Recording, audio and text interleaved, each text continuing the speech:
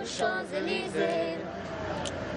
Au soleil, sous la pluie, à midi ou à minuit, il y a tout ce que vous voulez aux Champs-Élysées. Klinci i klincezi iz Beogradske škole Mokranjac, dopunskih nastava iz Francuske i njihovi vršnjaci iz drugih evropskih zemalja okupili su se da pokažu šta znaju. A znaju toliko da nam je pred njihovim umećem zastajao dah. Prvi festival dečijeg stvaralaštva je, naravno, protekao bez praktično ikakve pomoći, a otpočeo je jedinstven kvalitet u odnosu najmlađih Srba matice i dijaspore, razmene znanja i plasiranja kvaliteta na dug period.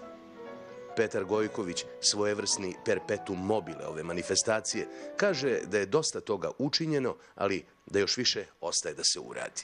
Imam pravo i želju kao predstavnik i izvestilac da kažem da već od sledeće godine možemo da se okupimo još u većem broju, da ćemo napraviti ovaj festival da bude baš oslonac svih manifestacija, s obzirom da je to u stvari jedina naša budućnost. Ono što smo imali, mi možemo da prikažemo kao našu jednu, da kažemo, kulturološku sliku jednog naroda, a ono što ćemo imati, to je naša budućnost. Znači, cilj je da se unapredi, pre svega, kroz medije, naš kontakt sa celim svetom.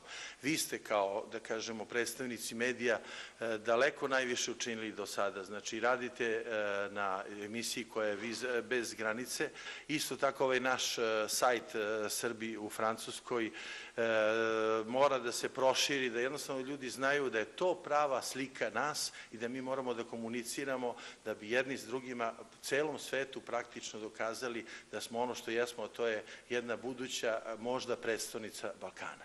Primećujemo izostanak Francuza. Da bi se tako nešto ostvarilo, da bi više Francuza došlo, mi moramo programski imati rešeno kako ćemo to da uradimo već sledeće godine. Znači, mora se početi od septembra, oktobra sa jednom programskom šemom koju moraju prihvatiti i Ministarstvo za kulturu i Ministarstvo za dijasporu, ali ne sa zakašnjenjem, ne u zadnja 2-3 meseca, nego da pokušamo to da unapredimo sa nekim programima koji mogu stvarno biti vrhunski i privući Francuze da dođu u velike sale, a velike sale zahtevaju pre svega puno ulaganja, što znači naše firme, naša zemlja zajedno sa nama ovde moramo da uložimo više sredstava da bi dobili veće i zanimljive sale u koje dolazi Francuz i jednostavno očekuje najbolji srpski program.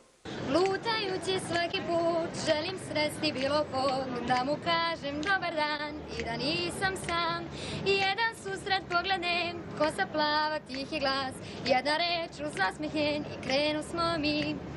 O Champs-Élysées, o Champs-Élysées, bio dan, bila noć, sunce sjaj ili sneg, od sada mi smo uvek tu na Champs-Élysées. Je me baladais sur l'avenue, le cœur ouvert à l'inconnu. J'avais envie de dire bonjour à n'importe qui.